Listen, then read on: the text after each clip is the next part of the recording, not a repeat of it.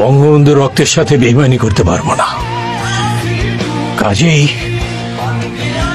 আপনার মন্ত্রিসভায় প্রধানমন্ত্রীর দায়িত্ব নেওয়া আমার পক্ষে সম্ভব নয়। আমার নেতা নেই, আমার কবি নেই, আমার মুজিব ভাই নেই, কাজে আমিও নেই। আপনি বা কি করে ভাবলেন যে শেখ মুজিবের রক্তের উপর দিয়ে তাজউদ্দিন প্রধানমন্ত্রী হবার প্রস্তাব গ্রহণ করবেন? মুজিব আমার নেতা, আর আমি কোনোদিন বেঈমান নই।